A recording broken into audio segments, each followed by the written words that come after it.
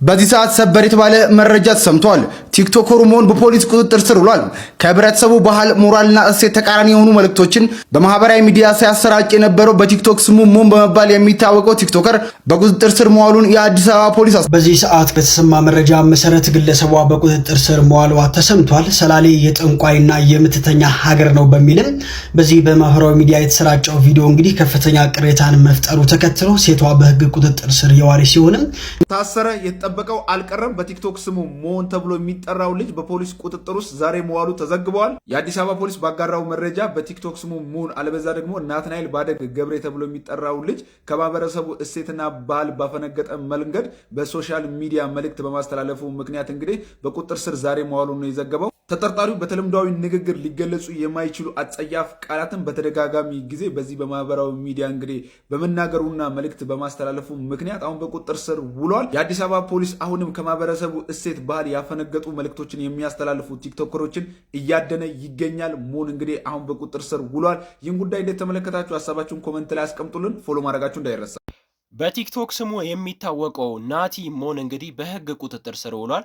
ሴቶችን በማንቋሸሽ በመሳደብና ዲስሪስፔክት በማድረግ ትውልድን በሚበክል ተግባር እንግዲህ በሚል የፌዴራል ፖሊስ እንግዲህ በህግ ቁጥጥር ስር አውሎታል። እንግዲህ ብዙ ጊዜ ሰዎችን ይሰድባል፣ ብዙ ነገር ያደርጋል፣ መጥፎ ድርጊትን ያደርጋል በሚል ነው እንግዲህ የፌዴራል ፖሊስ ደግሞ ጋጠ ወጥ የሆኑ ሰዎችን ዲስሪስፔክት የሚያደርጉ የሚያናነቁ ከባህሉ ያፈነገጠና ከወጉ ያለፈ ነገር የሚሰሩ ቲክቶከሮችን እንደሚያስርና ልክ እንደሚያስይዛቸው ነው እንግዲህ መግለጫ እየደረሰን ያለው። እናንተ ምን ታስባላችሁ ስለ እንደዚህ አይነት ነገሮች? ሀሳብ አስተያየታችሁን ኮሜንት ላይ ስጡኝ። ወደ ቀጣይ ቪዲዮ ነው። ልጅ የአዲስ አበባ ያዱ ገነት ልጅ አንተና ይቻ አዲስ አበባ መምጣት ነው የምጠላው። ተፋታው ልጁን ገንዘብ ሊለቅም ወንድ ነው ይልቀም ከለቀምም አንተ አላህን እንደ 13 ዓመት ሙሉ ወሸላህን ፍሬ እስኪማማ ድረስ ወንበር ላይ ተቀምጠህ እንዴ ወንበር ላይ ወሸላክ ሙሙት ትብላ የጻል ልጆቼ እኮ የትንሽ የስኮ እንዲ የሚጨምቁት አለ አይደለ ስላይሚ ነው ምናምን የሚሉት እንደዛ እስከሚሆን ድረስ ወሸላና 13 ዓመት ሙሉ ለጥፈክ አንድ ነገር የፈየድከው ነገር የለም። ስትወርድም ደግሞ ተዋርደክ ነው የወረድከው። ያንተስ ደግሞ አይጣል እኮ እንዴ አንዳንድ ሰው እኮ ለሌላ ሶሻል ሚዲያ ለፌመሶች ሲያስረክብ ፍምስናውን ሲሰጥ ወይ ደግሞ ሲያልፍበት ጊዜው እኮ በክብሩ ነው እኮ የሚያልፍበት። ተከብሮ እኮ ነው የሚያልፈው። በቁም እያለ ተዋርደክ ሲያልፍብህም ተዋርደክ እንደው አንተ ሰውዬ በዚህ ሰዓት እንደው አረጋውያን እንደው አሜሪካን ሀገር የጦሪያ ቦታ የለም እንዴ? አንተ የሚቀበል የለም። አንተ ሸክም፣ የሀገር ሸክም፣ የህዝብ ሸክም፣ ሁሌ ምቀኝነት፣ ሁሌ ክፋት፣ ሁሌ ተንኮል፣ ቁዝር፣ ማዲያታም፣ ወሸላ፣ ሽንፍላ እንዴ ማሪ ምን ገይስንሳ አዶናይ አያቸውን ገንዘብ ለመሰብሰብ ነው ይሰብስባ። ጀግና ነው። አንተ ወራዳ አንተን እኔ ቦም ማለት ነው ዜግነቴን ቀይሬ ወንድነቴን ቀይሬ ቺክ መስዬ ነው የምመጣው። በእንደዛ ስምክ አትቀጥል። እኔ አንተም ቦን መቤቴ ራሴን ግጥምጥም አድርጌ መጥቼ እንደ ሴት ሌላ አካውንት ከፍቼ ተከታይ አፈራለሁ። ልጁን ተፋታው። ሰው ልጅ እኮ ጋይስ ማርያምን ላስራስ አርጋችሁ ላሽ ነው የምትሉትኝ ቀኑ ሙሉ ስለ አዶናይ ስድቦቿን ባልቀበለውም አንዳንድ የተናገረችውን ንግግር ባልቀበለውም በዚህ ሰዓት እንደ አዶናይ ኢንፍሉዌንስ እያደረገ ያለ ሰው የለም። እንግዲህ እንደምታውቁት ህጻጽ ላይ የተፈጠረው ችግር በአንድ ቀን ከ13 ሚሊዮን ብር የበለጠ ነበር እንግዲህ እየሰበሰበው ማለት ነው። ዮኒ ማኛ ደግሞ ታውቁታላችሁ፣ ሃይማኖትን ዲስሪስፔክት ያደርጋል፣ ይሳደባል፣ ለየልቅና የጋጦጥ ድርጊትና ተግባር ነው የሚያደርገው።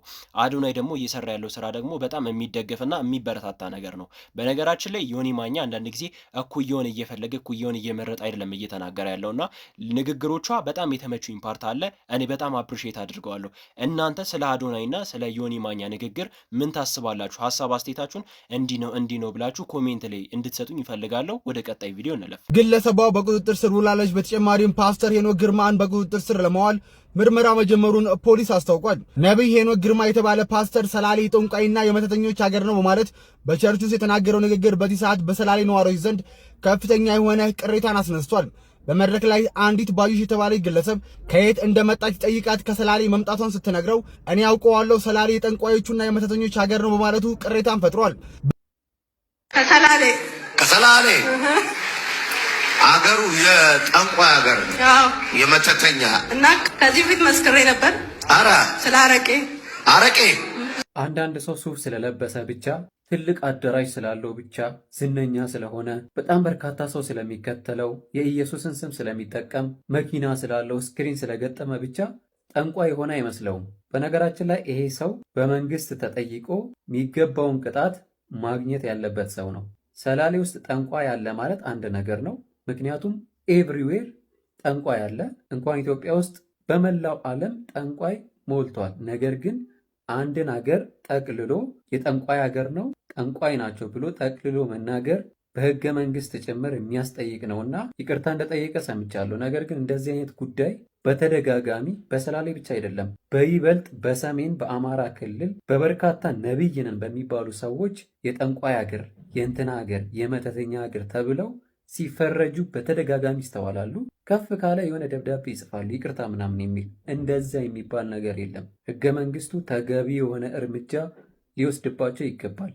በጣም በርካታ ነቢይ ነኝ የሚሉ ሰዎች በተደጋጋሚ በይበልጥ የኢትዮጵያ ኦርቶዶክስ ተዋሕዶ ቤተ ክርስቲያን ላይ ለመናገር ምንም አይሸማቀቁም፣ ምንም አያፍሩም፣ ማንንም አይፈሩም። በተደጋጋሚ ሲናገሩ ሰምተናቸዋል። እስካሁን ድረስ ህገ መንግስቱ ምንም ሲያደርጋቸው አይተናናቅም። ስለዚህ ሁልጊዜ ይቅርታ ይቅርታ የሚባል ነገር አይሰራም። ተገቢ የሆነ እርምጃ ሊወሰድባቸው ይገባል። እነሱ ራሱ ሊመረመሩ ይገባሉ። ነቢይ ይሁኑ፣ ጠንቋይ ይሁኑ፣ መተተኛ ይሁኑ፣ ደብተራ ይሁኑ፣ የማይታወቁ ሱፍ የለበሱ መኪና ያላቸው ቤት ያላቸው በጣም ብዙ መንጋ የሚከተላቸው ራሳቸው ጠንቋይ እንደሆኑ ሁላ ያልተረጋገጡ በርካታ ሰዎች አሉ። እነሱ ሁላ ሊጠየቁ ይገባሉ። ሀሳቡ በጣም ነው የምስማማበት፣ በጣም ነው የምደግፈው። አንዳንድ ጊዜ ለሁሉም ነገር መፍጠን የለብንም፣ ለሁሉም ነገር ማውራት አለብን ብዬ አላስብም። የትኛውም ማህበረሰብ የትኛውም ህዝብ የተከበረ ህዝብ ነው። አሁን ሰላሌ ሲባል ኦል ኦሮሞን ነው በነገራችን ላይ እየተናገረ ያለው። የሆነ ክልልን አሁን ለምሳሌ ወልቂጤ ብለን የምንናገር ከሆነ ሙሉ ጉራጌን ነው ብለን የምንናገረው ማለት ነው።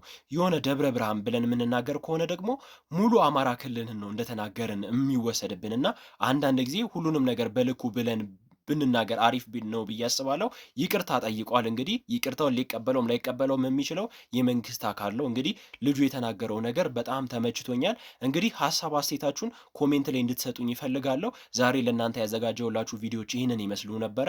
ቪዲዮዎቼ ከተመቻችሁ ሁላችሁም ላይክ፣ ሰብስክራይብ እያደረጋችሁ እንደዚህ አይነት ትኩስ መረጃ እንዲደርሳችሁ ከፈለጋችሁ ደግሞ የሰብስክራይብ ምልክቷን ነግታችሁ የደውል ምልክቷንም ደግሞ ስትጫኑ አዳዲስ ቪዲዮዎች ወዲያው ይደርሳችኋል። ዛሬ ለእናንተ የነበረን ቆይታ ይህንን ይመስል ነበር። ወዳችኋለሁ። በቀጣይ ቀን እስከምንገናኝ ይመቻችሁ።